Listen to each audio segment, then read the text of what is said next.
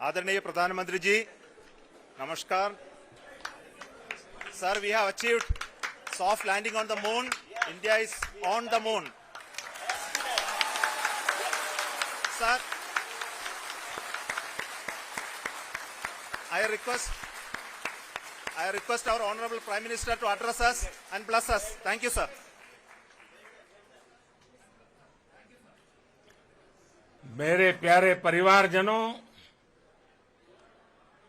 जब हम अपनी आंखों के सामने ऐसा इतिहास बनते हुए देखते हैं तो जीवन धन्य हो जाता है.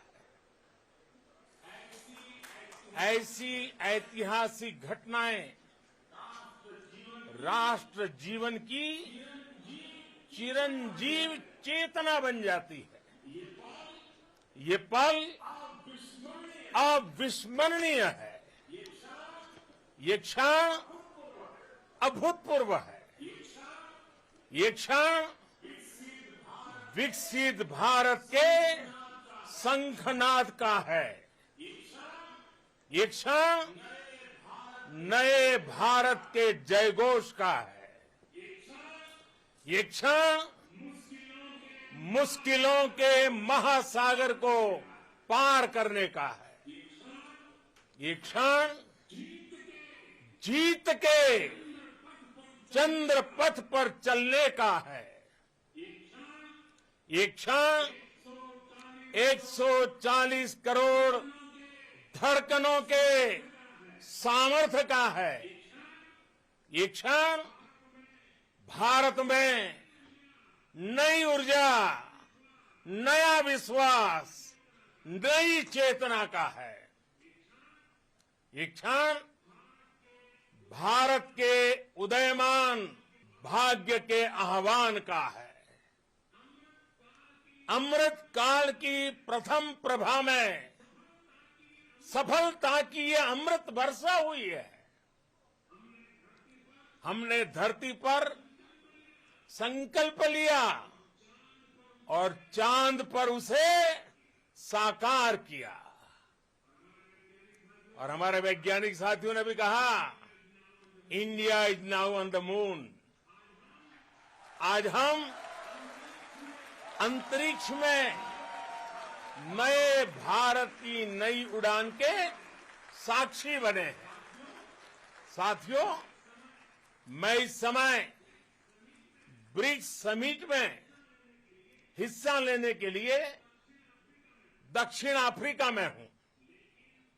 लेकिन हर देशवासी की तरह मेरा मन चंद्रयान महाअभियान पर भी लगा हुआ था. नया इतिहास बनते ही हर भारतीय जश्न में डूब गया है. हर घर में उत्सव शुरू हो गया है. हृदय से मैं भी अपने देशवासियों के साथ, अपने परिवारजनों के साथ इस उमंग और उल्लास से जुड़ा हुआ हूं.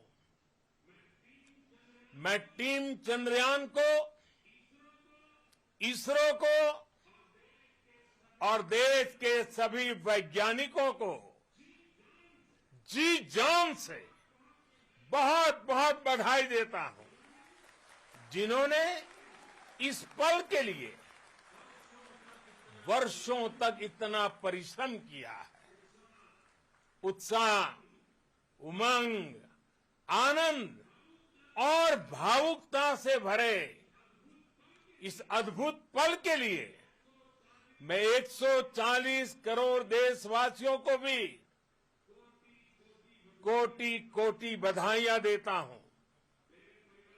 मेरे परिवारजनों, हमारे वैज्ञानिकों के परिश्रम और प्रतिभा से भारत चंद्रमा के उस दक्षिणी ध्रुव पर पहुंचा है जहां आज तक दुनिया का कोई भी देश नहीं पहुंच सका. अब आज के बाद से चांद से जुड़े मिथक बदल जाएंगे, कथानक भी बदल जाएंगे और नई पीढ़ी के लिए कहावतें भी बदल जाएगी। भारत में तो हम सभी लोग धरती को मां कहते हैं और चांद को मामा बुलाते हैं। कभी कहा जाता था चंदा मामा बहुत दूर के हैं, चंदा मामा बहुत दूर के हैं।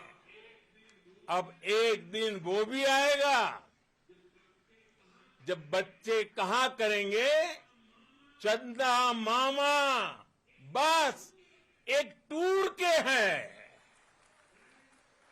Friends, on this joyous occasion, I would like to address all the people of the world, the people of every country and region.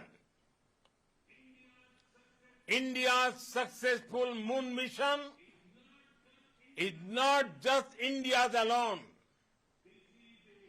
This is a year in which the world is witnessing India's G20 presidency.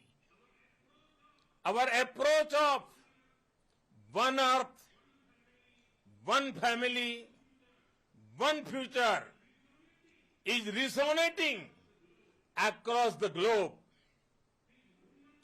This human-centric approach that we present and that we represent has been welcomed universally. Our moon mission is also based on the same human-centric approach. Therefore, this success belongs to all of humanity, and it will help moon missions by other countries in the future. I am confident that all countries in the world, including those from the global south, are capable of achieving such feats. We can all aspire for the moon and beyond. मेरे परिवारजनों, चंद्रयान महाअभियान की ये उपलब्धि